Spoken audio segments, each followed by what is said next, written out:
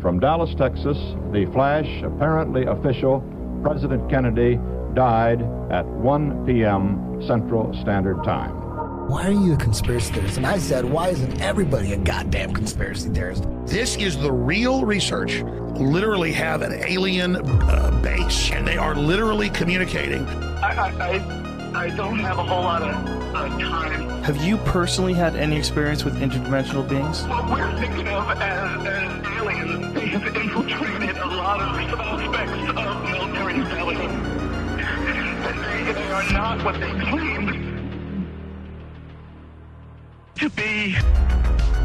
We leave you much that is undone. That's one small step for man. There are great ideas undiscovered. Visit asteroids, visit the moon of Mars. Remove one of truth's protective layers. There's a monolith. They want those major population centers wiped out. Will you put your left hand on the Bible and swear to God that you walked on the moon? One giant leap for mankind. Because we didn't go there, and that's the way it happened. Those challenges are yours. We don't have time for a meeting of the Flat Earth Society. There are places to go beyond belief. Beyond belief.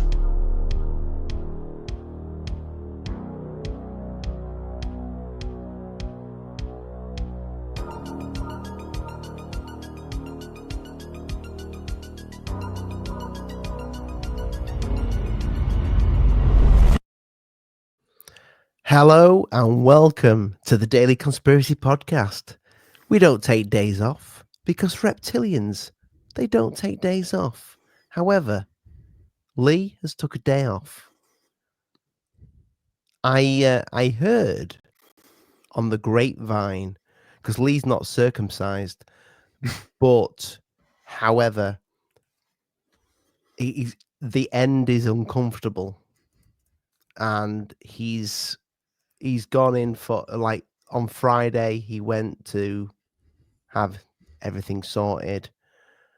I think they snipped a little bit too much off, Nick. But he's good, but he's fine. He is fine. It's still working. It's just extra sore.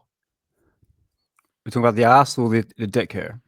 The penis, yeah. The penis, okay. Yeah, he wanted to. He wasn't even that is like, it was uncomfortable. It's just I think he just wanted it.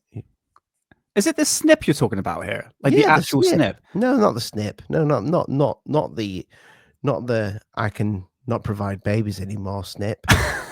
the snip of the end. Foreskin.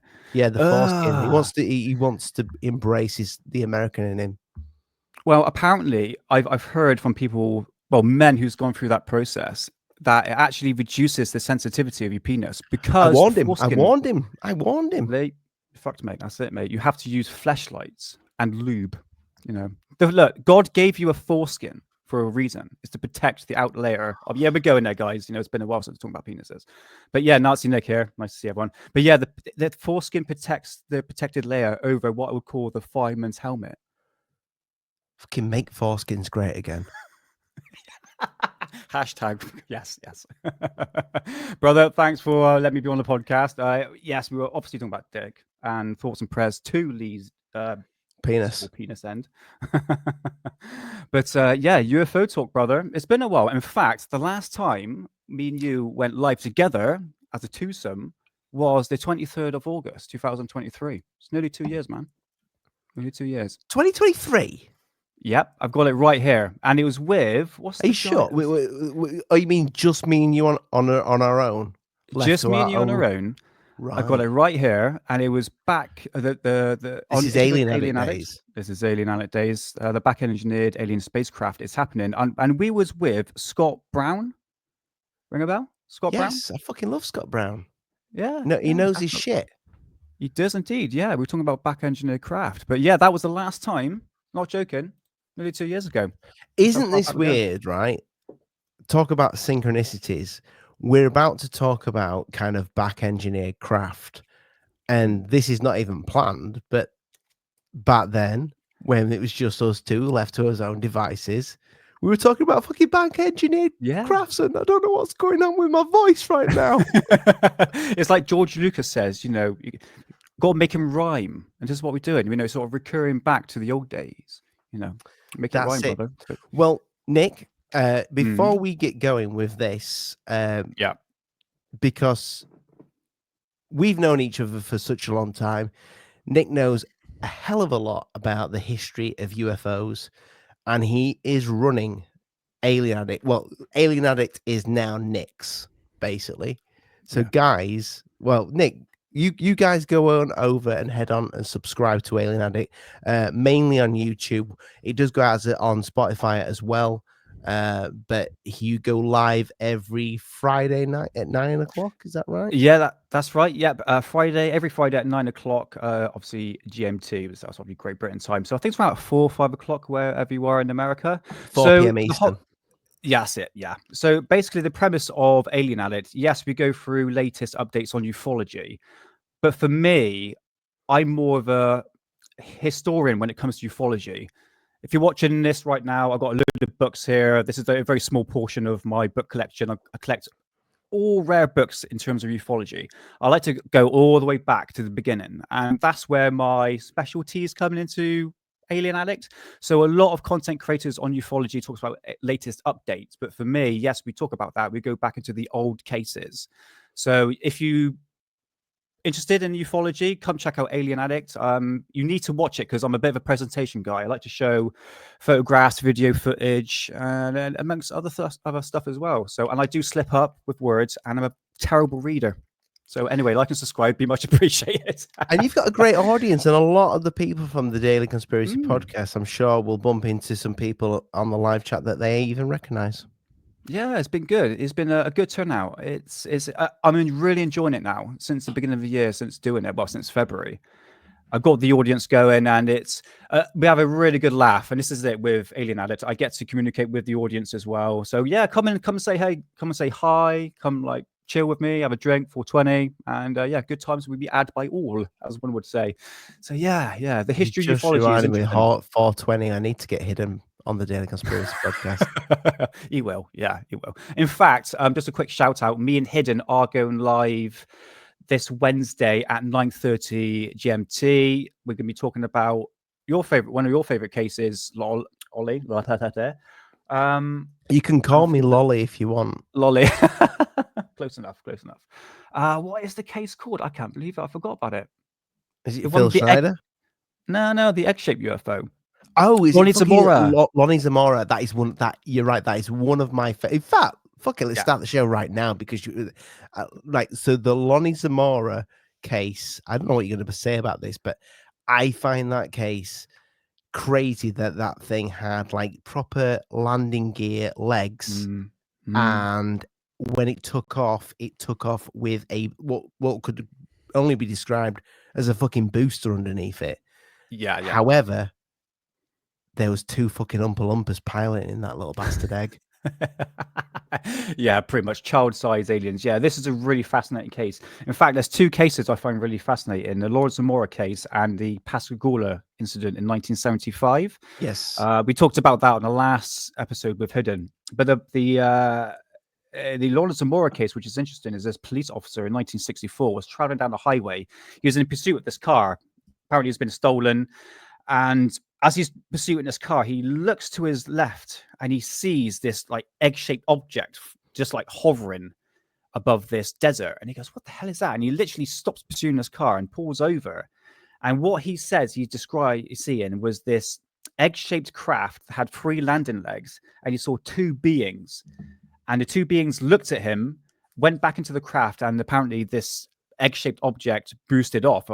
And as mad as it sounds, what's really interesting, and you brought this up, Ollie, is the fact that there's been evidence of landing gears, footprints of the creatures itself, and radiation. So the whole investigation has been backed up by at least some sort of evidence. Because you hear a lot of "trust me, bros" these days, Ollie. Trust me, I saw this object land in the field, and there's no really evidence to back this up. So that is one case. I've just sort of loosely gone into the whole subject of this Lonnie Zamora case, but it's immensely fascinating because you do have some sort of evidence to back up what this guy said. And Lonnie Zamora, the police officer, he changed after this. He was never the same, and he stuck to his word since he's dead now, but he's passed away. But I think was it his wife or his daughter that stood by that on his deathbed that this is what he saw. Yeah.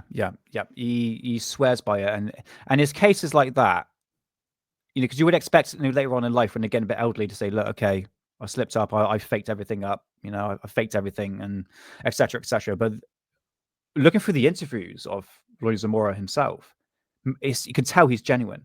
You can just tell that there's something there. And I know bullshitters. I never met the guy, but I could just tell by the countless interviews by him that he stuck to his word, and he seems very truthful. Even though he had a lot of stigma behind it. Because remember, this is like 1964, and even way up to the 70s and 80s, even 90s, the stigma behind UFOs and even seeing a landing craft with aliens, you're going to get stigmatized. Was it 3 little people that he saw, or 2? I can't remember, but. Am I right by saying that they were wearing some sort of spacesuit? You couldn't see the facial features. Yeah, do you know what? That's the bit I was just about researching before we started the show. Is that the fact that they looked like there was some sort of spacesuit? But bear in mind, these are like 4-foot creatures. He could have just like drop kicked one of these things. You know what I mean? But yeah, they were like in some sort of like spacesuit, sort of encased. What would I describe it? It's a bit like. Well, there's 2 things. Have you seen these like pandemic videos where it's all encased in that sort of protected clothing, like the whole thing covered? A bit like that. But they said it looks a bit more childlike, so to speak. There is an artist's impression of it. Yeah, I'll tell you what was fucking crazy. I'll tell you what, actually. I'll tell you what is crazy. We have a tiny little clip from actually back in the day when I ran Alien Addict. There's a video on Alien Addict where me and, do you remember Osvaldo Franco? Oh yeah, I remember Oswald. Yeah, so we spoke about this case. I'll show this actually. So here we go. This is on Nick's channel, Alien Addict, right now, and this is old school me. And it's just a 1-minute clip speaking about the Lonnie Zamora case. And what I did find interesting is it's got the first we spoke about this, the first sighting of a Tic Tac UFO. Oh yes, now that's, again, this is so well researched. Okay, check this out. Now for those of us that are debating the origins of the Tic Tac, whether or not that's ours or theirs, turns out somebody's seen one land, and it's actually from one of the most famous UFO cases ever. There was back in the 60s, there was a police officer by the name of Lonnie Zamora who saw a Tic Tac shaped UFO land. He called it egg. He called it an egg. Yeah, he called it an egg. Well, same thing. White, oval shape, lenticular, whatever you want to call it. And basically it landed, and 2 of these beings got out. And not only that, he saw an insignia on the side of the ship. He gave their position. This was a big deal case when it came out. And it turns out that the military asked him not to talk about the insignia. They actually floated a fake version of the insignia. And that's what's been going on in ufology for like a generation and a half, 2 generations. And now we have proof that that's not what the symbol looked like. It looked like this. And it comes, and all of this is coming out right after we're getting footage of these similar, like almost the same ship, but 2015. Like, that's extraordinary. That is like, and that's. So yeah, I wanted to play that for you because I knew that she said something about the signet, the symbol, and apparently when this went out, and I think this is leading very much into we're back engineering, whatever these crafts are. There was such a thing with this symbol where newspapers, they were purposely putting the wrong symbol on the UFO. Do you think it's a misunderstanding? Because bear in mind, you got to think this is 1960. I think it was 64. This case came out, And I think there's a lot still to this day. There's a lot of stigma behind it. So I'm just gathering probably a journalist misidentified the interpretation of the symbol itself. I had it in one of my magazines, a really detailed of it. I was going to bring it up. It's a tricky one, mate. But at the same time, according to that guy in the video, he's saying that the military said as well. I apologize for his audio, by the way. This was back in 2015. Yeah, back in the days. So, but even he said is that the military said to Lonnie Zamora, "Don't mention anything about the symbol." If I'm going, what he said was correct. Yeah.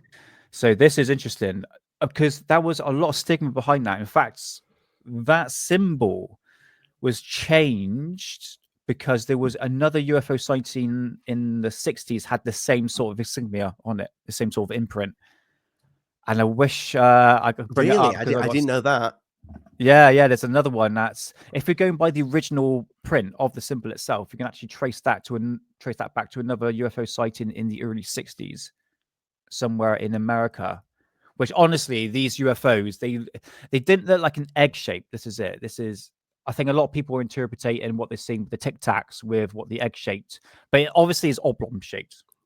That's one thing. Who was the guy that spoke about the egg? He recently. The whistleblower. I've forgotten his name. Oh my god, Jake Barber. Jake Barber, yeah.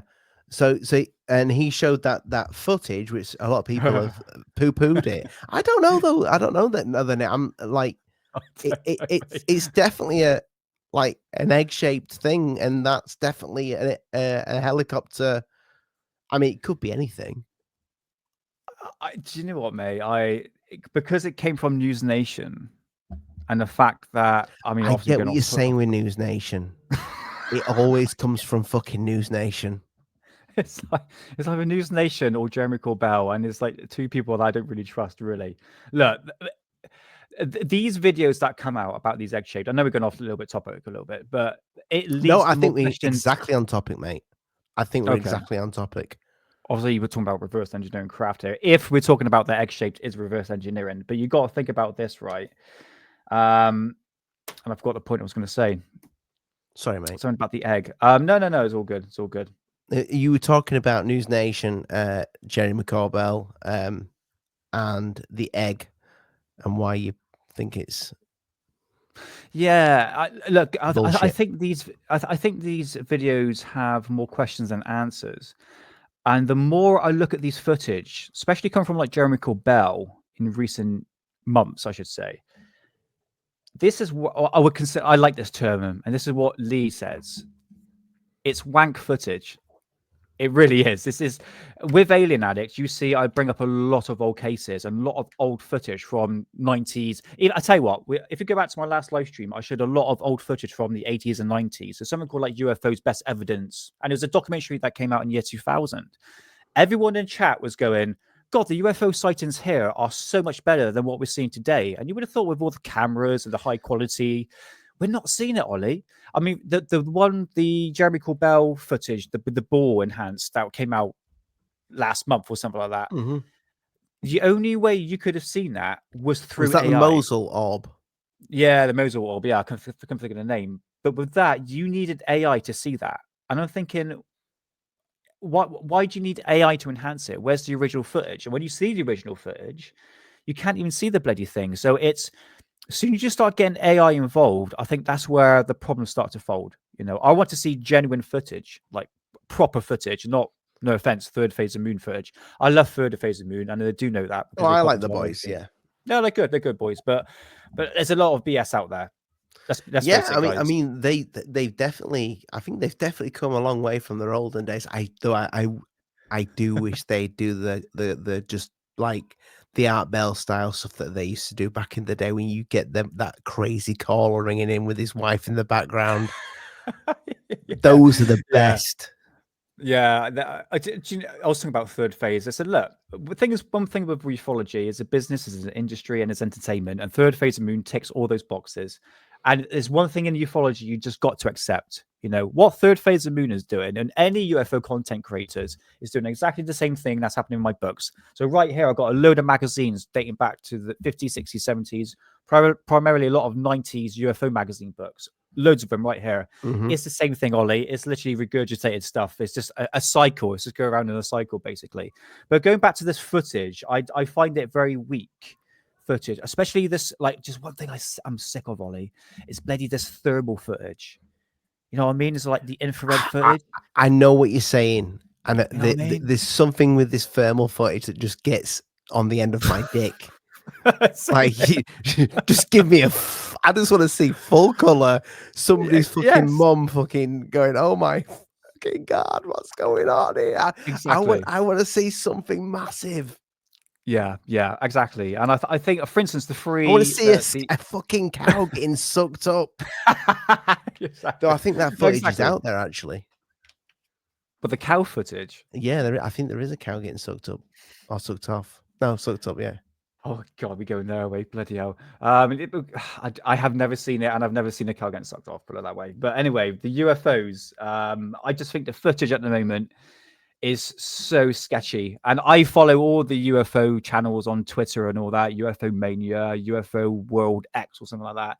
And it's a lot of bullshit photo. You know, CGI. And I have to admit, that CGI is getting really good now. Really, really good. So we're at the stage now, Ollie, and the people who are interested in UFOs, who are new to UFOs and ufology, be very careful of what videos you're consuming, because they're that good. And I mean, especially like balls of light footage seems to be getting increasingly more good. But yeah, these. Go on. What are you going to say, lad? No, I was just saying, it's just like these craft are just getting weaker and weaker. Yes, the sightings may be going up. Everything's talking about like plasma balls and everything, but where's the nuts and bolts craft? Where are they gone? You know what I mean? Tell you they were there. Let's bring let's get the video cracking. So this was on how do you pronounce his name? Leto's? Is Chris Leto, isn't it? The fighter pilot. I like his channel. Good channel. The channel is Leto Files. And he's got a whistleblower speaking about something that I think is very fucking close to the Bob Lazar story. So this is a story. Is it 33 years old, Nick? Yeah, I'll read the description here. No problem. So yeah, this is a really fascinating one. So this is a NASA flight surgeon reveals 33 years of UFO secrets from Cape Canaveral. So in 1992, a NASA flight surgeon witnessed something that I see what I mean? I'm crap at reading. So let me start over again. In 1992, a NASA flight surgeon witnessed something that would haunt him over 3 decades. Dr. Gregory Rogers, who supported 31 space shuttle launches and served of a Ollie, I'm not going to speak anymore. He saw a UFO in a hangar. That's all I'm going to say. Saw a UFO in a fucking hangar, mate. That don't worry, that's mate. But we're all me, you, and Lee, all dyslexic brothers. It's fucking great. No, we're not dyslexic. It's we're retarded and thick as pig shit. We just everyone could read, mate. Everyone can read. It's just I slip up. Every time I got the screen on me, I'm always under pressure. You know what it's like, man, when you're doing live streams. It's right, here we go. Pressure. Let's get this going. Yeah, this is interesting. Here we go. What had happened was I'd gone to one of the buildings there on Cape Canaveral Air Force Station proper. And I had a guide that was with me from EG&G, which was the primary civilian contractor. And part of EG&G had all of the medical operations for it. And so we did not provide those medical clinics and so forth, but we were to oversee what they were doing. And then, of course, if there was any military personnel who had any problems, I would take care of that as well. So there was a change in processing in, I believe it was an interdeck access way. When you put a Space Lab module in the payload bay of the space shuttle, it's this big container where they have all these experiments, a lot more room, and so the astronauts can do all kinds of stuff during the course of that mission. The only problem is that the airlock from the crew compartment doesn't fit to the opening of the Space Lab module. So there's an access way that has to be put, and then once it's locked in place, they launch it, and the astronauts can go through the access tunnel to go back and forth between the crew compartment of the orbiter and the Space Lab module. Well, something had been done different, so I was wanting to see what it was like, and so I went in, did that, no big deal. And as I was coming out, it was a clean room, so I had a little bonnet on my head to cover my hair. I had a lab coat on and non-electrostatic booties that I needed to take off. So I sat down and I was doing this, and I was talking, and I didn't do it very quickly. And so the escort zipped it off and said, "Okay, Doc, we're through for today. I'm out of here." And so off he went. So I was like a minute or two behind him, which ended up being an important minute or two. So he was already gone. And so as I exited this area, there was a set of double doors. And as I went out the double doors, this major was off to my right. And he said, "Hey, Doc, I've got something to show you. I've got something even you have never seen." Now, then the reason I think he said this was because of compartmentalized security.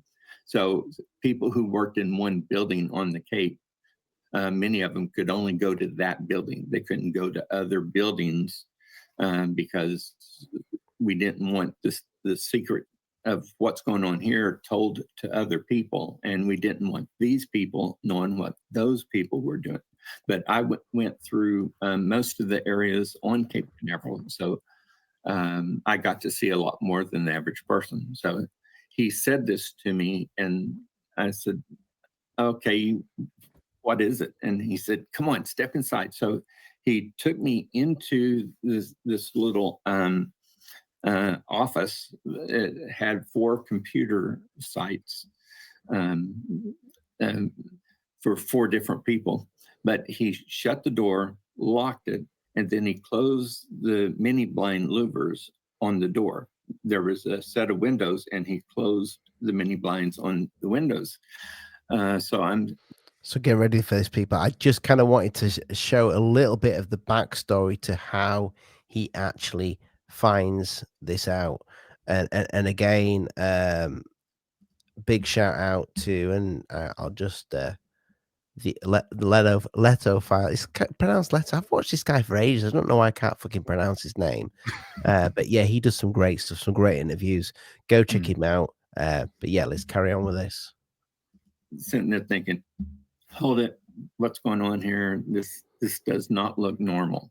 And I was becoming a little bit skeptical, but he said, "Watch, I've got something to show you." So he sat down at his computer station, and he turns it on, the screen's on, he's doing all of this stuff.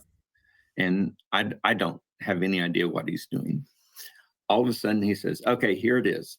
So he scooted over one seat to his left, and I sat down in his seat. And I looked at this computer screen. It was completely clean screen. It had no identification of classification markings, no location, time, date, nothing. There was nothing explaining about the video I was seeing on the screen. Now then, it was quickly, Nick. Does he look like he's speaking from memory, or do you think he's delivering? Do you want to come back to me on that? Do you know, as you paused it, you make a good point, because there's a lot of pauses, isn't there? A lot of he's old though. He's an old guy now. bear in mind, this is 1992, so this is going over 30 years ago. But even then, though, in 1992, he must have been what, in his late 50s, probably? Yeah, something like that. But bear in mind, this is obviously early 90s, and I don't know, that's where he starts slipping up a little bit. But his story seems to have a lot of coherence to it, I should say, to a certain degree. But when he's getting to this detail, he's starting to slip up a little bit. Would you think he's? I'll tell you what. Let's play it. Let's not keep the audience hankering for more. Fairly typical looking hangar. Could have been any hangar anywhere, except that what was in the middle of the hangar was an actual flying saucer. So now this is pretty shocking. I did not get up that morning and say, well, I wonder if I go to the Cape whether or not somebody will show me a flying saucer. Well, no, it was nowhere in my mind. So I'm looking at this thing and I said, what on earth are we doing with this? And the guy made some kind of comment that didn't impress me at all. I'm still looking at this computer screen. And so I said, where would we get a design like this? And he said, we got it from them. Wow. Now then, he did not explain what he meant, but obviously he was referring to little green fucking men. Yeah, pretty much, yeah. To say the word. You see, and I'll carry on playing some more of this, but it seems like, and we've said this many a times, we've said it on Alien Addict, we've said it on the Daily Conspiracy podcast. It seems like everybody wants everybody's next door neighbor, mum and dad, auntie and uncle to believe in aliens. Is it though? But right there, when he says we got it from them, and he pointed up. Yeah. Is this? Why would a guy that's in charge of, I imagine some like, so this guy is the space fucking surgeon, engineer, flight surgeon, yeah. So so it basically, like, does he audit spacecraft and airplanes and see hang about this is a hazard, blah blah blah. I think it's something to do with that. I could be like just pulling that job out right on my backside. Cool, yeah. But can you imagine somebody just risking everything, going, oh, the flight surgeon's here. I'm going to show the flight surgeon the fucking UFO. Because that's a security risk, and a bloody big one as well. This guy's story has some sort of collaboration. Okay, do you want to play the rest of the clip so he describes what he actually saw, and then we can talk about it? Non-human technologies from off this planet. So I'm looking at this thing and it's amazing. Now, when I saw it, there were two guys in lab coats to the bottom left, and then midway up the screen on the right side, there were three guys that looked like technicians in what I would call Tyvek suits, head to toe, and only their faces were showing. And then some sort of a warning sound went off and everybody cleared out. And then within a couple of minutes, the vehicle became active. At the time, all I could see was from what I now call the 3 o'clock position. And it was just slightly above looking down. The vehicle itself was sort of a pearly white. There were no seams, rivets, windows, doors, nothing that could be identified. It looked as though it was sort of a modified egg if you just sort of shifted it around. There's that fucking egg, mate. There's that egg.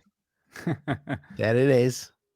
A tiny little area on top that protruded, and there was a mast sticking out. And on the mast, it looked like there were 3 umbilicals coming off. And at the beam of the craft, from the 1230 position to the 230 position, there was a horizontal black rectangle. From 330 to 530, there was another black triangle or rectangle. As I came to learn as it moved, there was also one at 630 to 830 and also 930 to 1130. At the 3 o'clock, 6 o'clock, and 9 o'clock position, there was a vertical rectangle, and all of the rectangles were flat black. So I believe that these were made to monitor the movement of this craft, because if it was perfectly pearly white and it began to move, there was nothing there to show you that it was moving. So, just like any experimental aircraft, they put markings on it so you can monitor the motion, and that's what I believe these rectangles were. So all the angles that you said, the rectangle, the little for anybody listening to this right now, which is pretty much all of our audience, our main audience. If you're not on the Patreon, you can't see this. You can see this probably tomorrow when it gets loaded from when you listen to this, because we upload to Patreon straight away, so you'll be able to get the video. But what he's talking about is different like square rectangle shapes on the UFO that are placed at different angles, so when this thing moves, you will see, they will see if it is moving. I put all the numbers into the calculator today that he gave. Guess what it added up to? 33. 666. Shut up. Get out of here. Really? No, minding you, mate. Bastard. Now then, there were electromagnetic discharges that told me that the vehicle had become active, and they were very peculiar, but I don't wish to describe them to anyone, because if this was a test bed model, whatever the mechanisms were being used may still be active in more advanced craft, and I don't want to give out information that would be beneficial to those opposing the United States. So hang about, he's just said there that this thing emitted like some sort of electrical discharge from the craft. Yeah. But I don't want to give detail about the discharge. So this obviously is an artist's impression of what we're seeing here. A bit like a lightning strike, but more plasma. Like, what I find interesting is that the fact that he gives detail that this craft had to be linked with a power cable. So they're showing that there's obviously electrical charge going into it. I gathered that's what it is, because now he's describing there's electrical discharge happening from this craft, which if we want to get a bit technical about this, I mean, it kind of links into what Glocker, the bell, is. Right. But at the same time, this kind of craft looks like the Lonnie Zamora case. But again, we're sort of applying that. Just quickly while you're on that, though, Nick, we did a show on Alien Addicts about the bell. You did a presentation on that. And am I right by saying, if our memory serves me right, the location where they believed the bell was in some sort of I've forgotten the location's name, Nick. But I forgot the location's name. It's called the Henge. Yeah, the actual location, it was in Poland. It's in the middle of nowhere, basically. Right. Yeah. So this Henge, like, what looked like an outdoor hangar. I mean, it could have been covered up at the time. I don't know. But you can still see the scaffold in there where this thing was.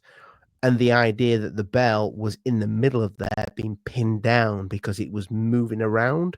And some say it didn't move at all and it was a time machine.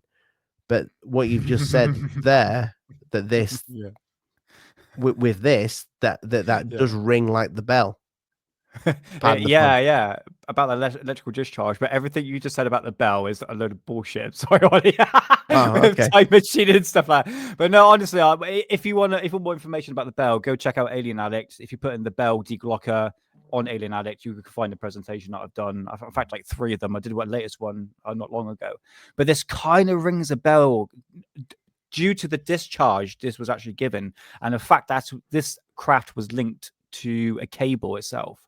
The bell was meant to be linked to cables, wasn't it? It was linked to a cable. So this is it. So the bell obviously was shaped like a bell, but it had basically mercury-based plasma with. These were in 2 barrels that counter-rotated with each other. But the thing is, with the bell, the History Channel, amongst other YouTubers, would say, "Oh, it flew in the air, did fantastic maneuvers." But if you actually look through the actual sources, Igor Wachowski's book, "The Secrets of the Wunderwaffe," it talks about that this craft had to be linked to a power plant to actually give the amount of electricity put into this craft was the amount of electricity could power Berlin, the whole of Berlin. This is how much. Yeah, so it actually had a power plant next to the henge place. But from reports, all this craft did was raise up and it raised down. It was tested indoors first, and then they tested it outside, and that's where the henge, where you're talking about. But what's interesting about the henge is that there are massive, thick electrical cables going in a circle around underneath the ground of the henge, and it seems to be given some sort of electrical charge. I mean, it's like 10 massive, thick cables going around in a circle. So it kind of loops to what this guy is saying to do with electrical discharge. Yeah. Interesting. Let's carry on. But as soon as it started to do this, it just sort of lifted off the floor, and the floor looked like a concrete floor with like some kind of rubber mat that had been put on top of it. You know, you can go to your garage and put mats in there to keep it clean and dry and all of that. And so it looked like there was something like that, but it lifted off just like hang about. Right, I've got something here, and I hate doing this because I don't like being the debunker, but I've got it bred into me. I'm gonna stop you there. Stop calling when you got ask questions about something. Mate, that's a more mature way of approaching things. This is why people tune into Alien Addict, because I'm brutally honest. If I see something bullshit, I'm going to call it out. It's not to make you a skeptic. It just means you're asking hard questions, which needs to be asked in ufology, and not believe and trust me, bros. So he's just said there, let me just wind that back. And all I'm going to say, he is watching this on a 1992 monitor. Yeah, do you know what? Okay, Ollie, what was back then? Because you're a lot older than me. Not saying you're old, brother. But what was the computer back then in 1992? Because when does 95? Because that's what we're using. I think you. So 19. I'm guessing. Let's do games console. I think it may have been a. Macintosh? I don't know if the PlayStation 1 will have been released then. That's 95. That's 95. I'm thinking of PCs. When did the PlayStation 1 get released? They didn't use a PlayStation. 1994. They used a PlayStation. They didn't have a PlayStation. What this guy actually saw was a PlayStation fucking tech demo. I don't know. I'm trying to think. What computers did they have? 1994, the PlayStation came out. So before 94. That, you're looking at Super Nintendo. Sega. But I'm not talking about computer graphics. I'm talking about the monitors. Do you remember? So I remember like monitors back in the day, or even your old TV that's in your living room. Mm. So he's seeing something on what sounds like CCTV, unless it's some perfect fucking tech. But just listen to the detail here of the floor. Yes, it just sort of lifted off the floor, and the floor looked like a concrete floor with like some kind of rubber mat that had been put on top of it. You know, you can go to your garage and put mat. Do you know what? I'll give him the benefit of the doubt there, because if he saw like a square in the middle of the concrete floor that was just a black square, maybe you might think that's a rubber mat.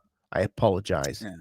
But there's a lot of detail there. That's in there to keep it clean and dry and all of that. And so it looked like there was something like that. But it lifted off just like a feather.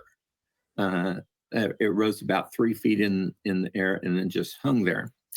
So as I'm watching, the next thing that it does is that it rotates 360 degrees clockwise. Now, then this is where I learned the rest of the information. What I describe as the 12 o'clock position, I do so because it was the one area totally separate from anything else. As it rotated across, I could see the writing U.S. Air Force. And then it had an American flight insignia just above that. I know everybody's thinking right now, Bob fucking Lazar. Yeah, but why did they slap the US Force logo on extraterrestrial craft?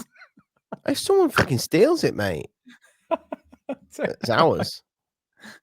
Which is Americans now, yeah. So that was the one place that was totally different, which is why I'm classifying it as the 12 o'clock position. So I'm watching this thing rotate, and I can see the rectangles moving, but here's this writing that is moving as it rotates with this U.S. flight insignia. And so now that surprised me even more than just seeing the flying saucer right in front of me. It completed a 360-degree circle, paused, and then completed a 360-degree circle counterclockwise so that it was in the same position it had started in. It moved to the left and right. It moved forward and backwards. It's just like, you're testing your controls, making sure that you have everything working. And then it rotated to a 45-degree angle of attack if it were flying and the 12 o'clock position was going forward. Now then, this is amazing. Fixed wing aircraft can't do this. Rotary wing aircraft, I had my solo certificate in helicopters, and I had 500 hours in rotary wing aircraft. The lift is from the disc of the rotors, and it's in 90 degrees perpendicular, so that to raise up, that's no big deal. That's what it's supposed to do. That's how you get it in a hover. But as soon as you change the angle of attack, you're moving the thrust vector. So there's going to be part of the thrust vector that is down, but now part of that thrust vector is going to be in a direction. Because it's in a direction, the aircraft will move in the opposite direction. So a helicopter could go to a 45-degree angle of attack, but it's going to be moving forward and lifting. This thing did not do that. And so this shocked me more than anything else, because it did not move 1 centimeter as it moved to what would be a 45-degree angle of attack. So that really just blew me away. So I'm really focused on this. Just about that time, there's a knock on the door. The guy hits the buttons to turn the computer and screen off, and he said, "Don't tell anyone I showed you this." Well, I'm going to go around telling somebody that you show me a flying saucer. Well, he goes to the door, opens it. We were both majors, and so this lieutenant colonel and 2 other guys came in, and so the lieutenant colonel said, "What's going on in here that you had the doors locked?" So the other major said, "Well, I had this skin thing, and I wanted to see if it was cancer, and so I was having Doc take a look at it." Well, now everybody looks to me. So my mind is racing. If it had said any degree of classification, I'm turning this guy in for showing me a classified video inappropriately. But there was nothing that said that. I got to thinking, all of these people work. These are the 4 people that work at these 4 computer stations. If this guy knew it and knew how to access that video, probably these other guys did too. So if I report this guy, I'm going to have to report them. That means I'm going to have to go to security. That means I'm going to have to go to their chain of command and report what was seen. And then I'm going to have to go back to my colonel and say, sir, I just want you to know that earlier today I saw a flying saucer. And so I reported a security incident. And all of these things are going on up at the Cape. And it's probably going to go up to the general, and he's going to have to contact his people because there's so I'm gonna stop it there. So this guy, I love the story, by the way, because it hits so much towards the whole Bob Lazar thing. And if you watch that full video from the Leto files, LEHTO files, go check.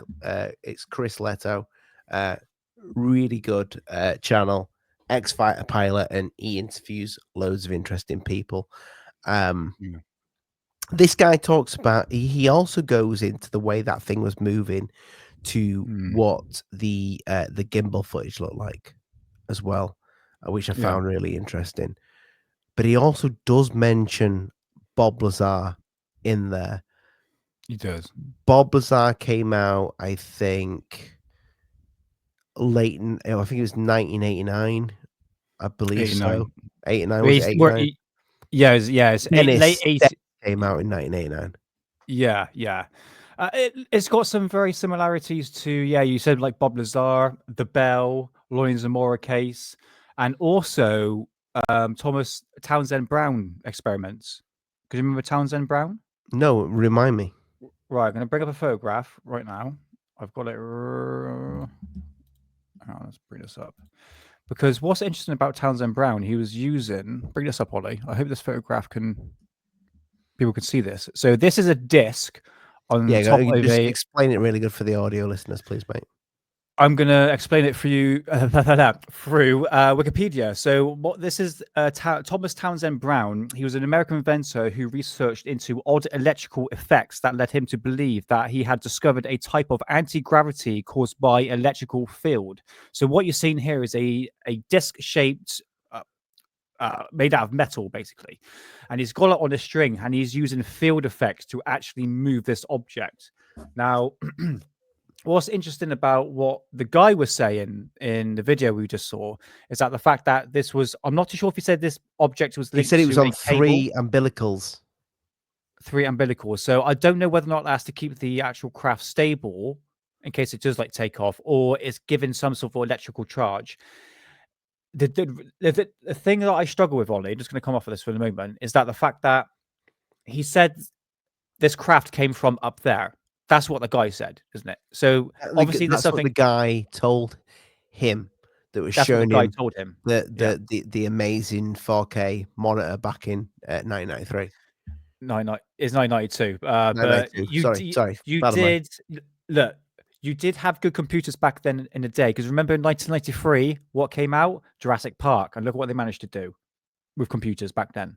I don't think it was computer graphics they were seeing. I'm just saying the power of the computer itself, it could produce, it was quite powerful. I did have a little look, and it looked like they did have some sort of monitor, a bit like Windows 5 and Windows 95, that sort of thing, really, back in 1992. But the fact that he pointed up, it says this craft came from them. Obviously, he didn't say extraterrestrials. I think he said up there. Up there, yeah. Obviously, talking about extraterrestrials, isn't it? Who else are we talking about? God or anything like that. But my personal opinion that this might have been man-made on this planet. And maybe, I personally believe the Tic Tacs that we're seeing is military technology. I don't believe it's extraterrestrials at all. So do you believe that this guy was showing this for a reason, or do you think he's telling us it for a reason? This is it. You got to always think yourself, why? Why is this guy coming forward now? Now, you mentioned a good point, the fact that these people are trying to get Tom, Dick, and Harry, even my nan, believing in UFOs. Because I don't think it's a grift, mate. I don't think it's a money grift, because I don't think the money's there. No. Thing is, he sounds genuine, though. He sounds does really sound genuine. But yeah, he sounds really believable. He was telling me over, a pint in the pub, and like, fuck me. Yeah, exactly, mate. So I've got to take that in consideration. He does sound genuine. Does it look like he's going to make money out of it? A grift? Not necessarily. Or because I remember during the interview, he did say that he actually checked whether or not he can actually come forward and speak what he saw, and he was given permission to talk about it. So he's obviously got clearance to talk about it, but showing the evidence, this is it. I think this is the part of what these so-called whistleblowers have a restriction on how far they can actually come forward. Look at Grosh. Okay, typical example. I'm going to release all the information on 40 whistleblowers. I'm going to release everything. Nothing happened from it. So you got to take that in consideration with this guy here. Okay, he is coming forward with big claims. It sound really plausible. They really do. I have to admit, I really do.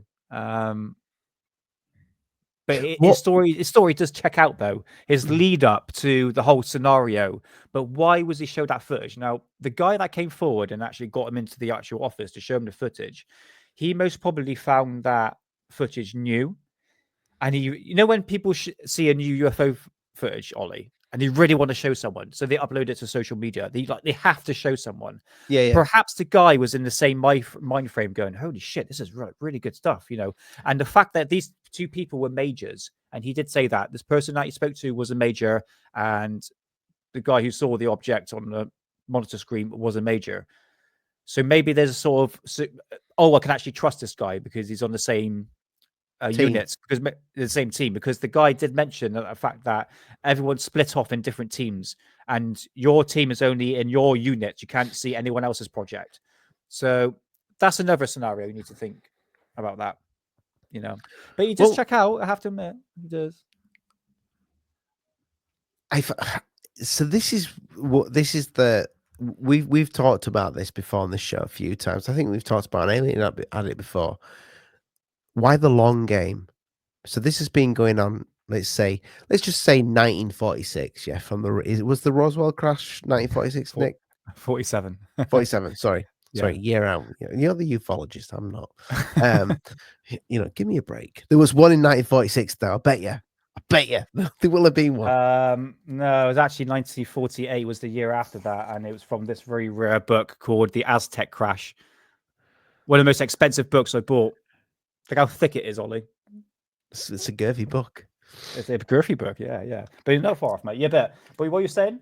So it's almost like, let's say Bob Lazar, and I used to not believe Bob Lazar, but now I tend to lean more towards the side of Bob Lazar was given. Well, just hear me out here, because I'm like, I don't know where he's benefited from this. Did he make a couple of books? He may have made a couple of books on it, but then he went quiet for fucking years. And I'm wondering, so this guy at the same time, like, I think 2 or 3 years later, he sees this craft in a hangar, again with the US logo on the side of it, slightly different US logo. That's the star one. I'm wondering if they wanted to release to the public early. They wanted to show this early. The plan kind of, and they gone, guys, we're gonna have to fucking scrap this. That we need to scrap this, and we need to keep these guys need to keep quiet for a little bit longer. It's not ready yet. We can't come out with it yet. And this has led to now. This has led to 2017, where all this fucking kicked off.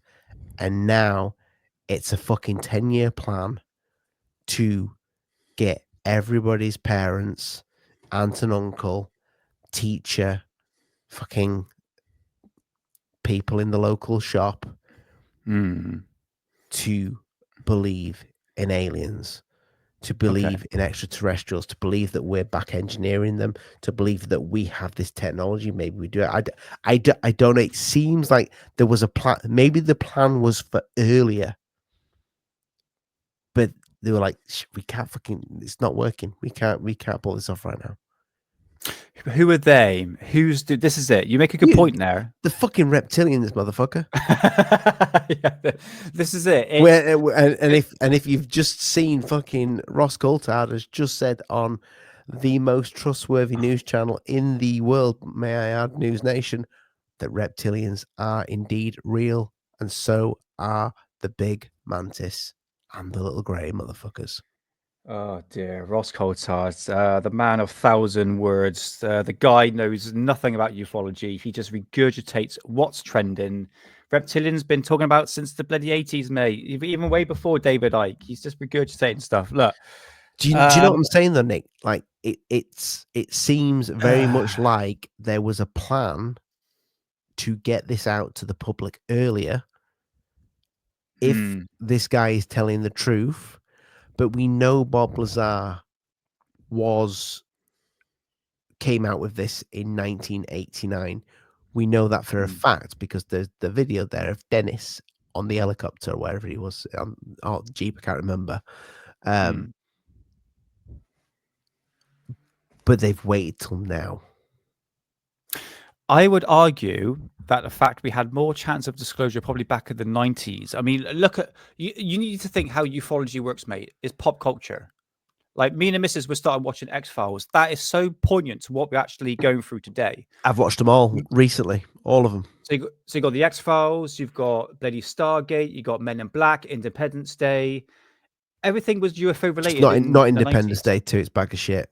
Yeah. Well, Independence Day, stuff like that. So I would say ufology works with pop culture. It's a trend, and what you're seeing now, and this is going to what you're saying, is that they're trying to make my nan and any Tom, Dick, and Harry believe in UFOs. My personal opinion, I don't think that's actually happening. My personal opinion, because I ask, because everyone knows me as a sci-fi person. You know, they know I'm a conspiracy theorist. They know I'm into UFOs, and I always ask the public. Any time I'm in the conversation, I'm like, I deal with UFOs. I've got UFO channel on YouTube. It says, do you believe in UFOs? And the amount of people go, no, not really. You know, they don't really know what's really going on. So the other question I was going to ask you, why are they coming forward? The powers that be, the intelligence agency who is pushing this agenda to make anybody believe in UFOs as being real. Why are they doing that? It's to pump fear as a new threat. Because remember the threat narrative that came quite. Well, you remember the final card? Yeah, again, but man, people, that's a buzzword, isn't it? No, but like Carol Rosen did speak about the final card, and Werner von Braun speaking about the final card's aliens. I don't think that's just some bullshit that she said to make a little bit of money. I think that's something that is there in history for us to take note of right now. And this is not me saying that fucking aliens are coming. This is me saying that I think they've got a fucking plan. I think all these characters, the Greers, the Lou Elizondo, the Chris Mellons, I think all these characters come together, and it's not me saying that they're in on it, but they're all playing a part of it. Whether they like it or not, whether they know it, the Corbells of this world, he is playing a part in this right now, and he probably doesn't have the foggiest clue about the part he's playing, but he knows he gets given the footage, and it gets given. I don't believe that he's making that footage up. I believe somebody's sending that footage, and it's like, got another one, George. What do you make of this? Yeah. Well, Jeremy, it's obviously just a blob on a screen, but fucking put it out. This is it. There's one thing I always mention on Alien Addict, and the more UFO content creators I speak to, the more they're on the same page as me. I believe that Jeremy Corbell, Ross Coulthard, and George Knapp, they want to do good. Let's look at two of them. But they've realized they're being used, but they don't care. Okay, so you've got a oil salesman skin, snake oil salesman tactic there. But I do believe that they want to do good. I do believe that. But I think they led down a path where they're not going to get any disclosure. Look at the footage that they're putting out. It's shit. The wank footage. It doesn't prove anything. In fact, it puts more questions than answers, Ollie, at the moment. It's breadcrumbs. That's what they've been given. Breadcrumbs. Yeah, breadcrumbs. And you got to think, why are they doing that? Is that a slow drip disclosure? Is that a catastrophic disclosure?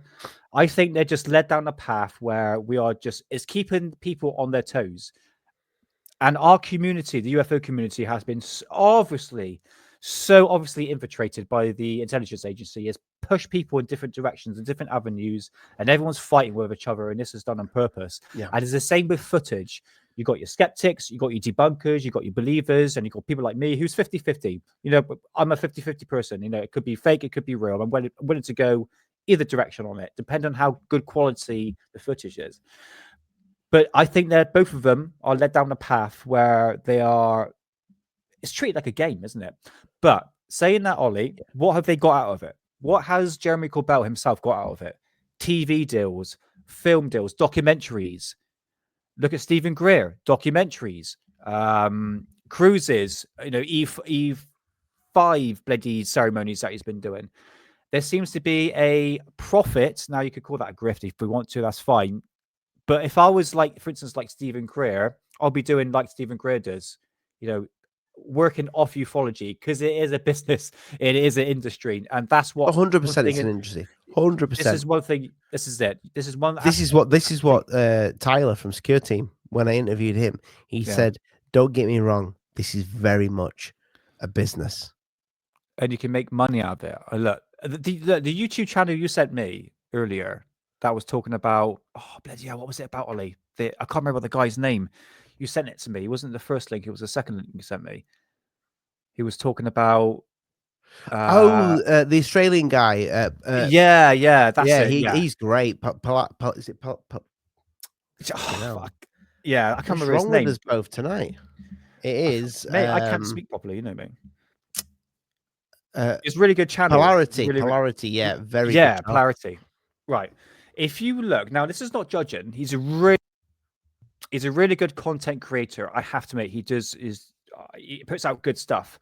He's been doing this content creating YouTube for about 8 months, and he's got more subscribers than Alien Addict. Okay. And you got to think, okay, what is he going by? It's going by trends, isn't it? It's going by what the trend is. And this is what one part of ufology is, what's really trending, isn't it? And even the mainstream media, News Nation says that, the top trends today is this UFO sighting. So that is one part of the industry for this. But is that pushing my nan and my granddad to believe in UFOs? This is it. I suppose now it's like the TikTok, I don't really do TikTok, but TikTok if they do certain things on TikTok, that TikTok video will go fucking viral, and TikTok will want to push certain things on TikTok. Yeah. It's probably like that for UFOs. If you speak about, I mean, do you remember when the word UFO was actually banned as a hashtag on YouTube? When was that? I can't remember that. When was that? So this it still is, mate. I think it still is. Is it still there? It's still banned? No, it's still banned. Yeah, it's if it won't put UFO. UAP might be on there, but definitely they wanted us to use UAP. I don't for a subject, and take this the wrong way. I'm very much into UFOs, but I'm going to say this like that they think it is. For a subject as ridiculous and stupid as UFOs, why do they not want you using the word UFO? Yeah, they want to take the stigma out of UFO and put the... but basically, there was when did that come out? 2000 and it was around about the pandemic when it happened. It was 2026, I believe. No, they changed. Sorry, 2026. Fucking what the hell, Ollie? 2016, I believe that's when the UFO, or was it? It could have been just after 2017.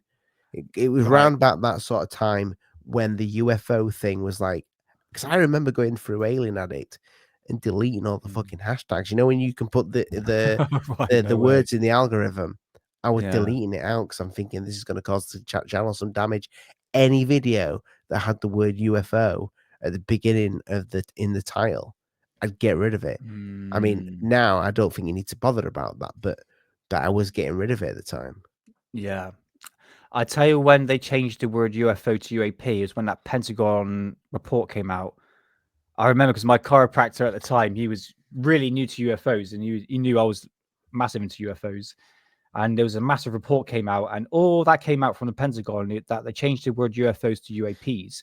Now, hashtag UFO is not on shorts. If you put shorts now on YouTube, will not come up at all. You know, you can put hashtag shorts, hashtag what funny or laughter or something like that. UFO will not turn up.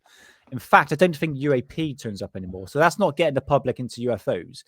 But going back to content creators, if you're like down a Ross Coulthart route where you believe in everything, you will get views. But when you're like me, who's been in the topic for a long period of time, and you understand the players involved, and you could almost like predict the outcome. You go, people say that I sound like a skeptic. It's like, no, I'm not. I'm a true believer. But when you've been in the topic for so long, you can understand how the game is played. The way I would describe seen Ollie, them. You've seen them, haven't you? Go, what, UFOs? Yeah, the lights in the sky. Oh, yeah, loads, yeah. I mean, for those of people that don't know, I've got a Rumble channel called Investigate with Nick, and I've been filming, basically, I do catalogs of chemtrails over the skies and analyze what they've been doing, but I'm a frequent sky watcher. I film the skies 24 hours a day. I've just passed over 1,000 videos on my Rumble channel already, and I film the skies every single day, 24 hours, 4K footage you can find. And you do see a lot of phenomena in the sky. Sure, satellites, the Starlink satellite and stuff like that. But some of it's like really weird stuff, like really weird. But so there's something out there. There's definitely something out there. But why are they coming forward and want to make the people believe in UFOs and aliens? Even though let's park that for a second. Yeah. Do you think the elites are flying around in these things? Do you think they're up there? I do believe there is some sort of advanced technology. What that may be, I don't know, because if you look at NASA, how far NASA has got in the last 80 years, nothing's got. We're still using flipping shuttle rockets. Nothing's changed in like 80 years. So they're obviously hiding something. I mean, if you look at like the B-2 bomber and the U-2 spy plane, and there was the SR-71, which is the fastest plane in the world. This is like 40 years old, Ollie. Where's the technology now? There is something so advanced, and this is another thing you take into consideration, is that the fact that you don't want your enemies knowing what you have. Look at the energy weapons that we have. We don't need bombs and ammunition because we've got energy weapons. The reason why they still use bombs is because it makes money. Obviously, yeah, but the thing is, war equals money. I mean, look at the Iraq War and any sort of war. You need ammunition so you can make a profit out of it. But as soon as you start introducing energy weapons, which they do have, especially the Americans, and they have been using it, you're showing the enemies what you actually have. Now, Donald Trump said, "Look, we've got a weapon so far beyond, outstanding," or something like that. Don't quote me on the actual quote, but they obviously have something, and I don't know what it is. It can't be good, because when they say, "Oh, we've got this new technology," is obviously a military implicated into something that's turned into a weapon, isn't it? When you look at it, So God knows, Ollie, mate, they got something, and it's so clear, obvious that they're hiding it. Look at the report from Arrow and Sean Patrick, and you got all the disinfo agents that come along. You're trying to push the public in a different direction and split the community up. We're all fighting with each other. That's done on purpose, and it's pushing the. Sorry, mate. No, go on. No, got fish thought. Yeah, that's basically what it is. You're not going to get the truth. We're not going to get disclosure, even though we're chucking our toys out the pram. And it felt really close. Could you remember the podcast we were doing on Alien Planet going back a couple of years ago when we had Matt from Terrestrial Materials on? That year, 2023, 2020, 2022, 2023, where you had the... It was fire. You had the crazy lady on the plane. You had the Miami aliens. You had the Los Angeles aliens. There was so much stuff going on, and there was a lead up to the UAP Disclosure Act and the Schumer Amendment. That all went to shit. And what has come from it? More questions than answers. And this is what I mean. We're not really getting a clear answer to what the military has. You know, Arrow was set up to find out about what the military has in terms of like extraterrestrial craft, and it just led more questions and answers. In fact, it just mocks the community and blaming UFO sightings on Arrow car, for Christ's sake. I'll tell you what I did find extremely interesting from this flight surgeon guy. Yeah. He discusses the Go Fast footage, and he says that's how a fighter pilot would talk if they saw something. Do you remember that bit where he says that's how they would that's how I imagine they would speak if they saw something like that. That's not a fighter pilot that's just, you know, managed to like lock in on a bird. That's somebody who's actually found something anomalous because of the excitement in the voice. He says, and that's what you'd hear. And I do, that really does ring with me because I've said this many a times when Mick West does a debunk on the Go Fast footage or any of the other flare footage, is when there's a pilot when he's come out and said David Fravor did not know what he saw. He basically saw some bullshit and he thought it was a UFO. That's insulting, I find, because Mick West is not a fucking fighter pilot.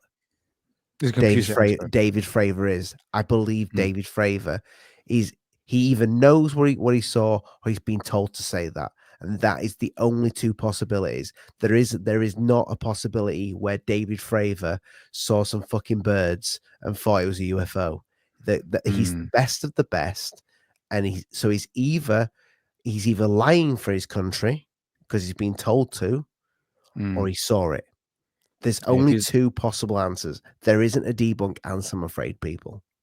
Yeah, this is it. Not with fighter pilots. Yeah, there's a difference between a computer game expert like Mick West, who is a clear debunker and skeptic, and a military background personnel like Ryan Graves, which is the guy who got excited when he saw the Tic Tac. Yeah. I think Mick West, even though I do appreciate his efforts, does more damage to the community. Look, he does debunk a lot of stuff, but anything that comes out, that's his job. It's just, yeah, exactly. Yeah, it's what gets trends as well, because this is a whole part of a community. It gets split up. But I do believe in what Ryan Graves is saying. You know, that footage, the way it turns, I have to admit, is very compelling. A flipping seagull doesn't do that. Come on, stupid. You know, but there's something there. Is in infrared, so there's whether or not that's the actual object itself. But nevertheless, it's. I mean, I've let the Go Fast and Gimbal is mere footage, but it gets regurgitated. Yeah, but so Go Fast, it's terrifying. So it's like, whoa, got it. That's that. Do you really think? I mean, can you imagine the conversation when he gets back onto the flight deck, and it's like, why were you targeting seagulls? Exactly. Yeah, apparently, what were you wasting your time targeting seagulls for? No, I'm sorry, but that didn't happen. That guy, they targeted something, they didn't know what it was, and they got it. Also, there's God, who was the radar guy? I forgot the fucking guy's name. You saw a whole fucking fleet of them. It's not David Fravor, is it? I can't remember his name. No, David Fravor's the fighter pilot. No, it was is Alex Dietrich? Is that right? No. She was up in the air as well. Oh God, what's her other name? What's the name? I think he had a problem with alcohol after in his career. Right. I can't. Do you know what? The name's slipping me, mate. But I believe that he saw. Sure. This stuff on the radar. But then he goes on to how much it affected his life afterwards. That bit I don't believe. I don't think you see a bunch of UFOs on some radar and go, that's fucked my life up. You could say the same for Jake Barber, because remember when he said he was picking up that egg-shaped craft, he said he had a spiritual feeling coming off it, like a wondrous. I don't say that's a positive though, surely. Yeah. But not. It did affect his life because that's why he's doing skywatching now. But what that other guy went through when you saw that footage, I don't know. Thing is, these are a lot of wild claims, and trust me, bros, a phrase that we use a lot in ufology. Trust me, bros. But people that have military backgrounds, I do trust. But same with like Lua Elizondo, I wouldn't trust him as far as No, my but the fucking thing phone. is, what I'm saying is, and I'll stick by this, and it is really a 50-50. These military people that's talking about what they've seen up in the sky, if this is one big plan to get mum and dad, auntie and uncle, your next door neighbors to believe in UFOs and believing this is all going on, they could be fucking in on it, people. But they could definitely have seen this, and they could be, in fact, they could be in on it, but not know that they're in on it. If you know what I mean by that. Yeah, like they could have tested these craft, so these pilots do see them, and these pilots do come out about it. So you get the David Fravor that reports the Tic Tac. That might be by design, because these things could very much be back engineered craft, and it's like, maybe it's a fuck you to like China or whatever. I don't know. Maybe it's like, this is what we've got, back the fuck off. But because you're hearing now that these drones, the New Jersey drones, that was that was a little bit of a show from China. Apparently, this is what the latest is. That was China doing that. Right, who's coming forward and saying that? I think it might have been Ross. Oh my! See, do you understand what I'm talking about? Like, how does he know that? I'm not 100% it was Ross, but it was Ross. I think it's Ross. No, look, the whole drone situation is fascinating because there is really compelling footage, but at the same time, you don't know what Russia has, you don't know what China has, and it's so in the secret, it's so in the dark. Even the bloody US military don't know what China has. It's all speculation here. I think a lot of this drone, possibly balls of light, yes, I go in the spiritual interdimensional beings, but I think probably a lot of it could be explained by military technology. Would the US Army, having this advanced technology, test it on their own personnel? Personally, myself, no, because if they manage to successfully shoot this down, and they'll eventually have to spill the beans, well. So being a historian when it comes to UFOs, which that's what I would class you at, even though like we do call you the Nazi. Thank you. Yes. Yeah. Do you think we got it? Do you think we invented it? It's something that we worked out, or do you think it's something we got from something else?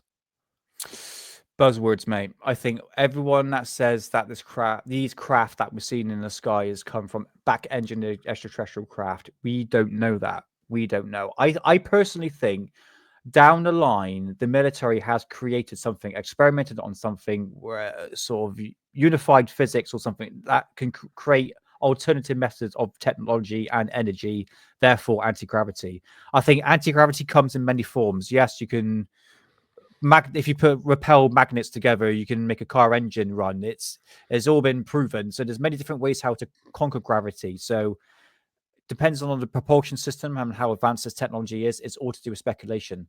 Like the drone situations, like there was definitely something going on there.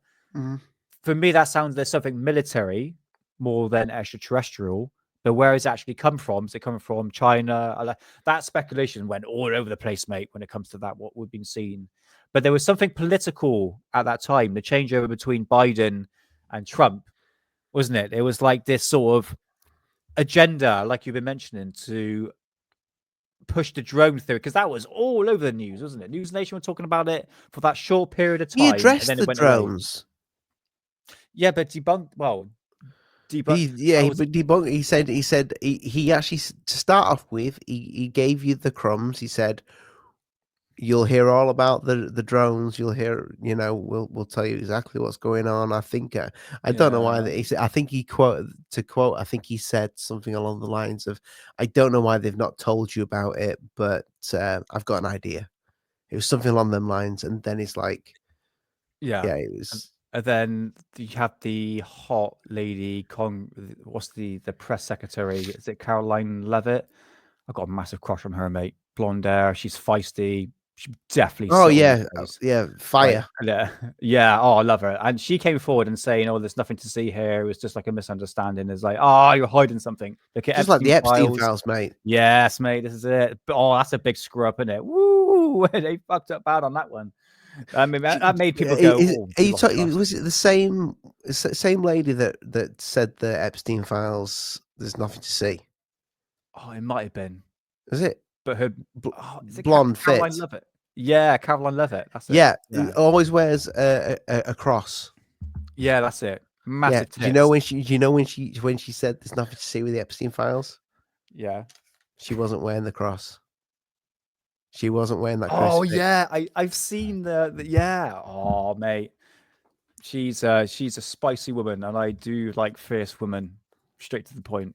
But yeah, there's like obviously they're not telling you the truth. Can't tell you about the truth about JFK, Epstein. You're not going to know the truth about drones and flipping anything extraterrestrial. It could be related. all fucking linked, mate.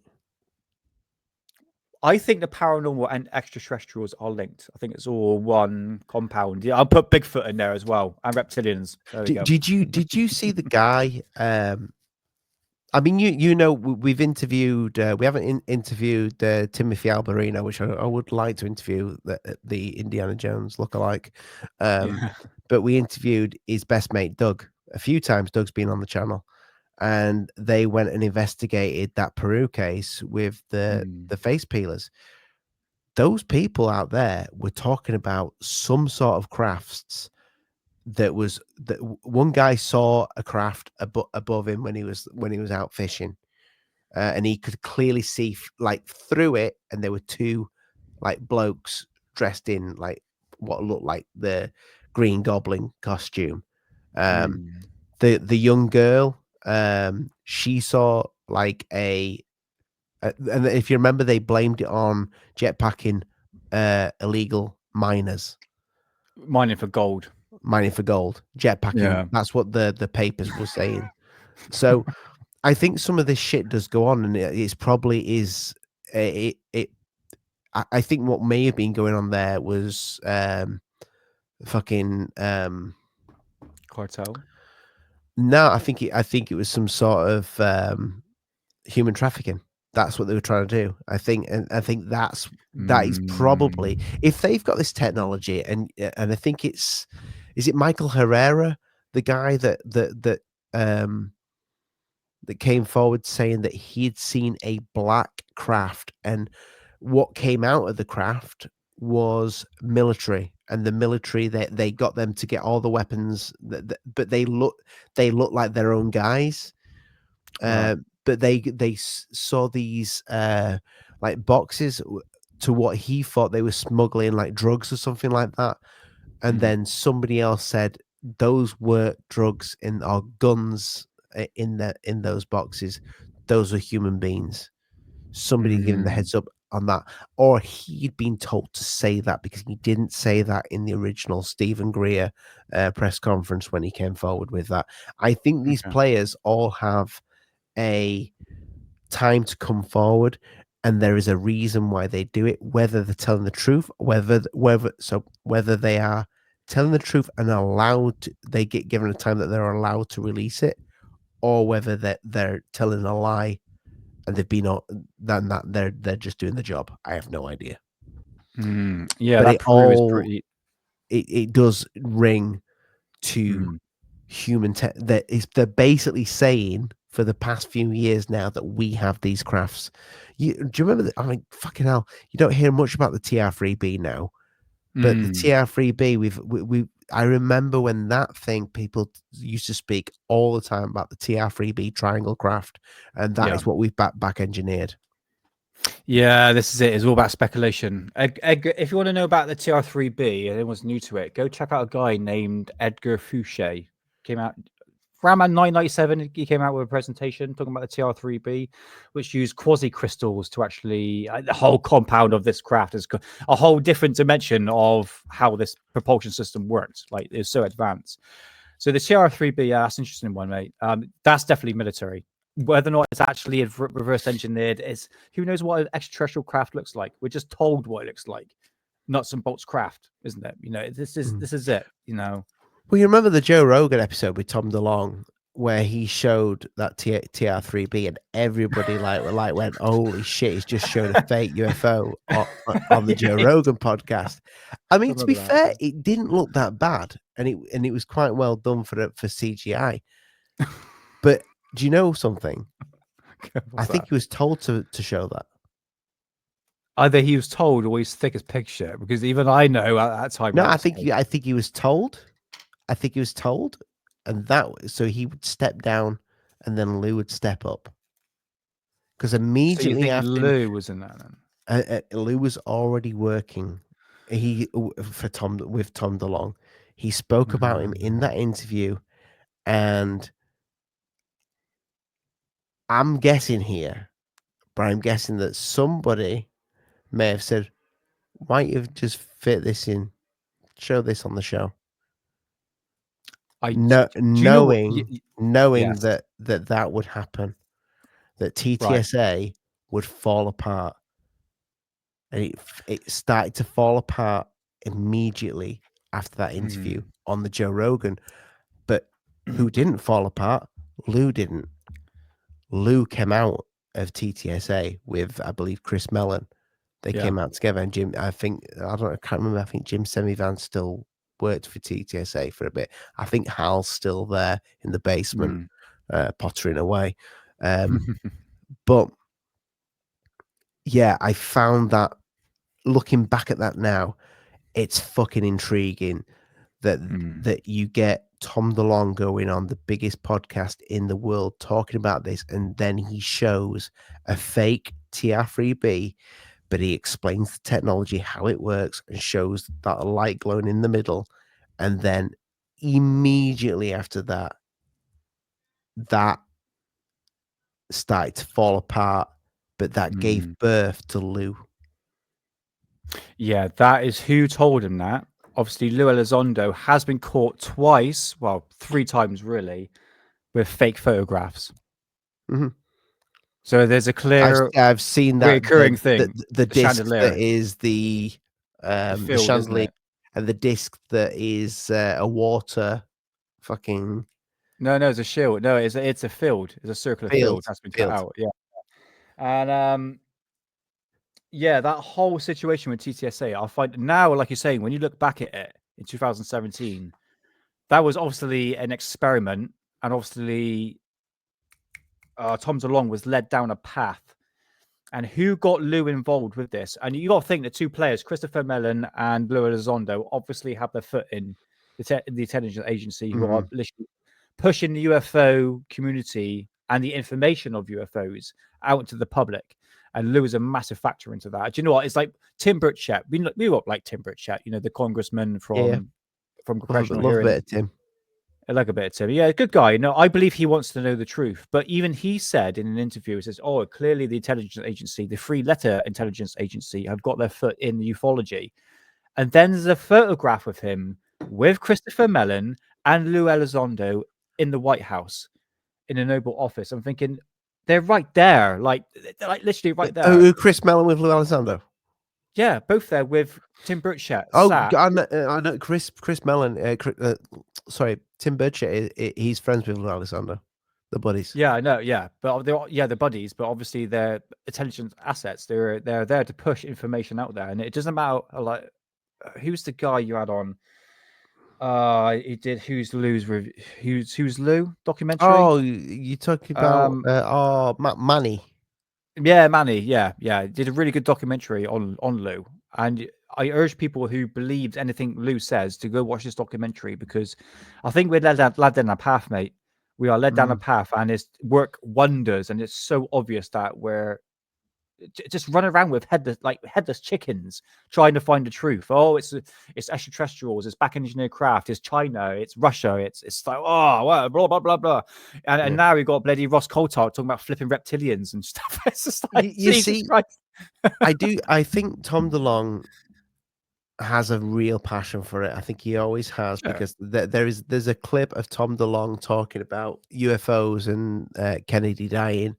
When he must be about 21 or something, and he's like, it's all real, like he's well in on it. He always has done. All the banders said he used to read books on the when he was traveling, when he was touring, should I say? And I think when he started TTSA, they saw an opportunity.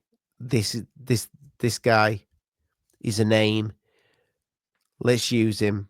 Let's get in with him. And then basically. they just threw him aside. Do I think he wants to make some money off TTSA? Yeah, probably he does. Because I mean, why not? He wants to make money on what he's doing. You know, we want to make money on the Daily Compod. You want to make money on Alien Addict. It's not what gets you to do it in the first place, but it's nice to know that eventually you might be able to do this for a living. And like he's obviously he's got his big grift, yeah. He's got his band, Angels and Airways, but I think he had a real passion for the paranormal. I think he had a real passion for it. And I think, and Stephen Greer did say this when he was being interviewed by Tyler Glockner from Secure Team 10. He said, so Tyler like jokingly said, because he had a bit of a bee in his bonnet, about Tom DeLonge winning UFO Man of the Year or whatever it was. Ufologist of the year. God. But then Stephen Gray, he kind of laughed at that, but he said, "You know what it is?" He says, "I've met Tom. He stayed at my house. He said something along. He's really fucking interested. He's always been interested in the subject. He's being used. They're using him, and that I believed." Yeah, 100%. Stephen Greer's look. Stephen Greer, not a lot of stuff I do believe what he says, but when he was on Third Phase of Moon, which I showed on Alien Addict, out of all things, a lot of stuff that we were going through, what he was saying, what Stephen Greer was saying, I believed. He's like, okay, this guy knows something. But you make a really good point there, Ollie, is that the fact that Tom DeLonge was led down a path. TTSA was led down a path to do what exactly? This is it. It's like, why was Tom DeLonge coming forward? He has an interest in UFOs. Okay, was it for if you the think grift? about it, the mate, money? He was before Corbell. Tom DeLonge was the one before Corbell. Yeah. TTSA put the Tic Tac on the map. Yeah, you are right. Yeah, it was the Tic Tac, wasn't it? Yeah. But then he came forward and say, "No, if you give us money, we can give you, we work on this extraterrestrial craft." And what actually happened from it was a shitty TV show with Lou Elizondo and Tom DeLonge. I would remember that? fucking yes. I would fucking love to speak to Tom DeLonge.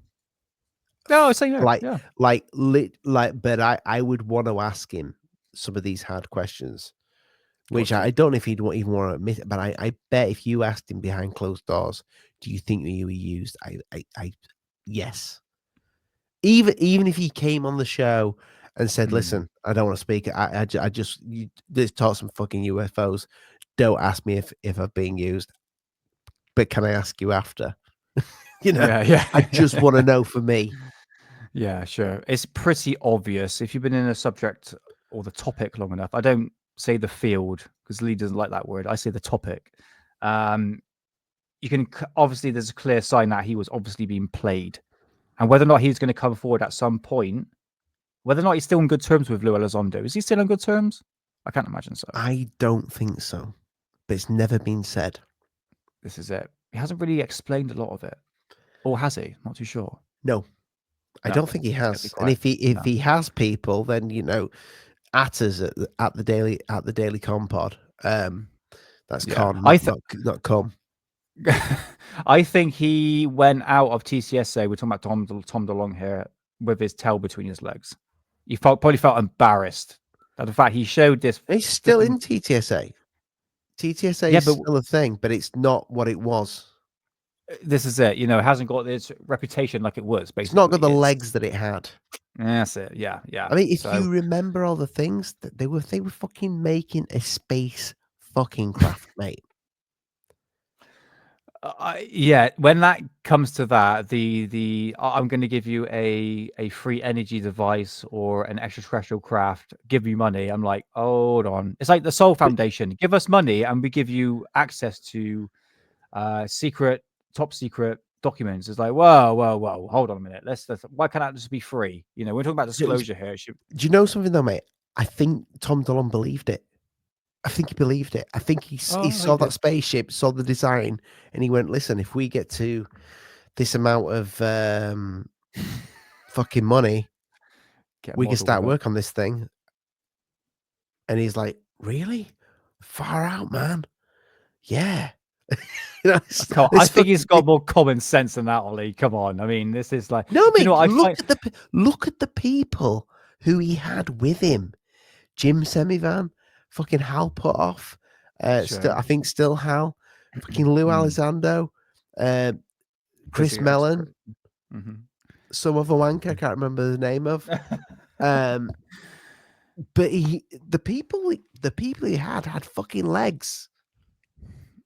Really? Did they though? This is it. I find it hilarious. Well, there was the one guy in the wheelchair, but you know. that was anti-gravity itself, that wheelchair.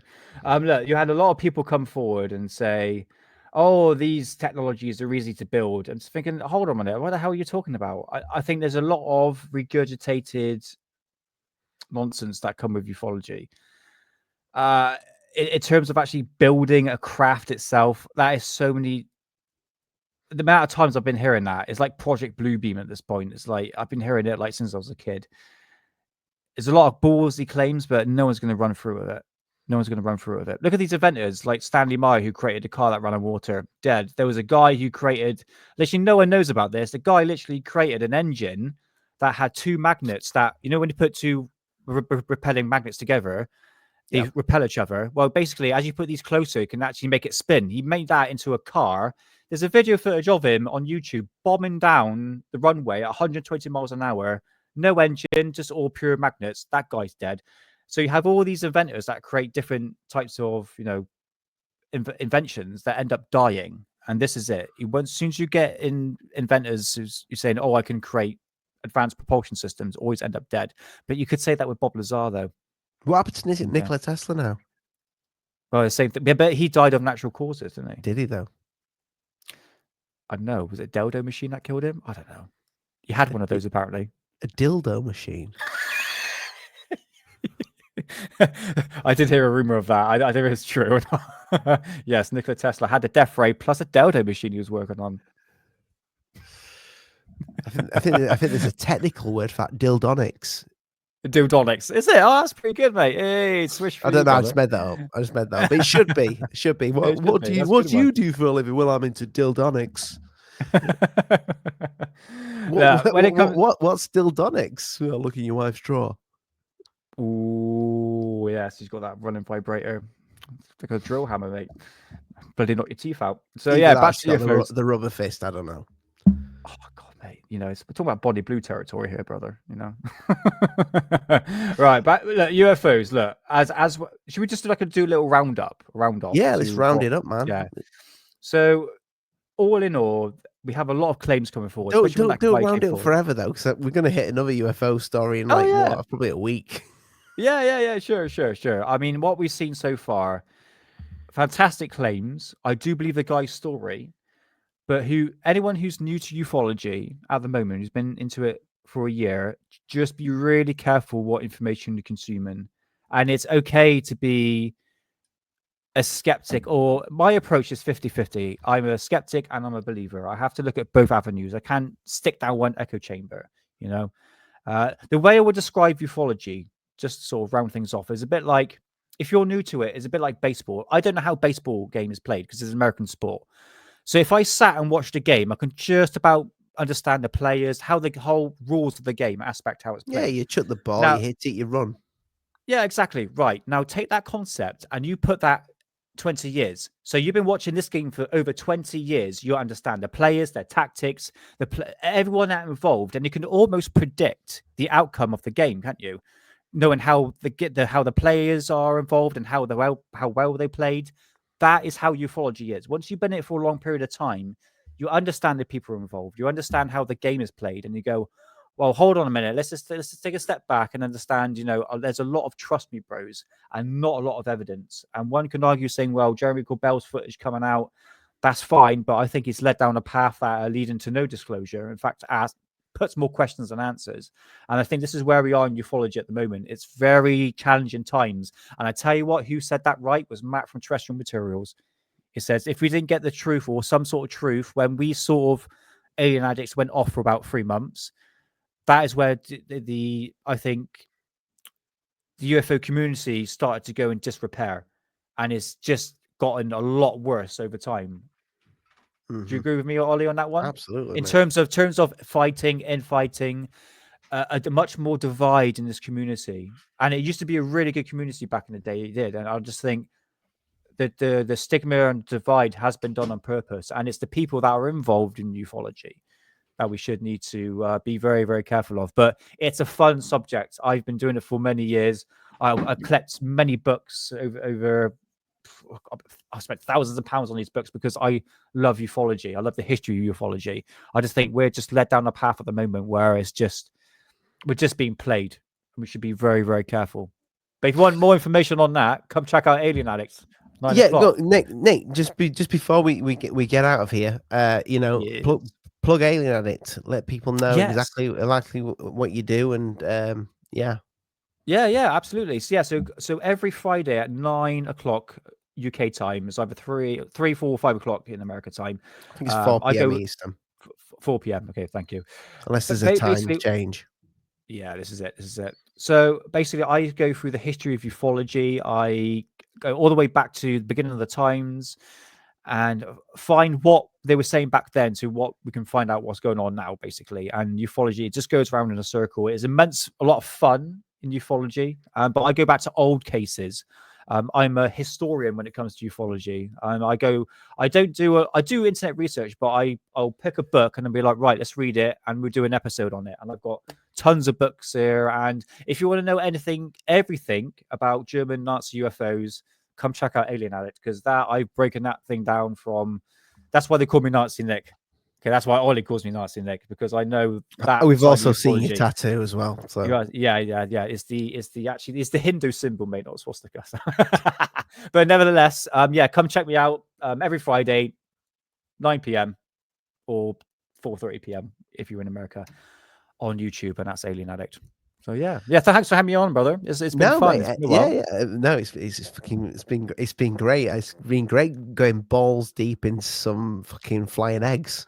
Yeah, mate. Yeah, it's a bit different from nearly 2 years ago when I was fresh-faced, new to podcasting and live shows. It's fucking wild. If you go back and you look at all the conversations like me, you, and Lee had, over the years, and how it's evolved to like the conversations we're having now. It's crazy. But I think we called a lot of it. It was brewing. It was brewing, definitely brewing, wasn't it? I could tell. Yeah. All the wacky stuff, that's been going on. So it's an interesting. I have to admit, guys, and hopefully in 20 years' time we can listen back to this. 2025 is a batshit crazy year, and it's just going to get a lot more wilder in terms of ufology and the things going around the world. It's exciting times, it's scary times, it's unpredictable times, but man, we're all in it together. So that's my final thoughts on that one, mate. But yeah. Well, Nick, brother, thank you so much for coming on tonight. And I think you went on with Lee this Thursday to talk about conspiracies and mechanical dildos and stuff like that. I can imagine. Dildonics, yeah. There we go. Dildonics. It's a fucking good word, mate. I'm gonna write that one down. Has anybody took it? How do you pronounce it? I don't know. I just made the word up. Dildonics. Oh, it's fantastic. Dildonics. Well, anyway, that's a new word. You can take us out with this. Let's see if Dildonics is a business. Dildonics. Oh, have a look. I shall put it in Google, and I shall help Ollie's curiosity. If mine, I'm gonna. If no one's got it, you can't get it because I've already bought the web page right now, and this isn't live. So fuck you. Oh no, mate! Dildonics is an actual company. Dildonics.co.uk, and it's an actual. Hold on. It's an actual sex website that has dildo machines. It's got fleshlights. Mate, it's been taken. It's been taken. But you made up a good word, though. I know, fucking hell. Dildonic. Anyway, Matt, check out my yeah. businesses. We're going to leave it in the description below. Fucking how's that about? Oh, yeah. Call us out, Ollie, for Christ's sake. Let's end the show. That was it, mate. That was it. Good night, people. Bye-bye. Oh, make sure you do all that fucking jazz of subscribing and following us on Spotify. 5-star reviews, people. Give us those 5-star reviews. We fucking love those. The algorithm loves us. And leave us a comment. Let us know what you think is going on with fucking ufology and all that jazz. And yeah, we'll catch you later. Bye-bye. See ya. Yeah. Why can I not end this? Why they've changed everything, Nick? They've changed the whole thing. I told you. It's confusing. From Dallas, Texas, the flash, apparently official, President Kennedy died at 1 p.m. Central Standard Time. Why are you a conspiracy theorist? And I said, why isn't everybody a goddamn conspiracy theorist? This is the real research. Literally have an alien base, and they are literally communicating. I don't have a whole lot of time. Have you personally had any experience with interdimensional beings? What we're thinking of as aliens, they have infiltrated a lot of aspects of military intelligence. And they are not what they claim to be. We leave you much that is undone. That's one small step for man. There are great ideas undiscovered. Visit asteroids, visit the moon of Mars. Remove one of truth's protective layers. There's a monolith. They want the major population centers wiped out. Will you put your left hand on the Bible and swear to God that you walked on the moon? One giant leap for mankind. Because we didn't go there, and that's the way it happened. Those challenges are yours. We don't have time for a meeting of the Flat Earth Society. There are places to go beyond belief. Beyond belief.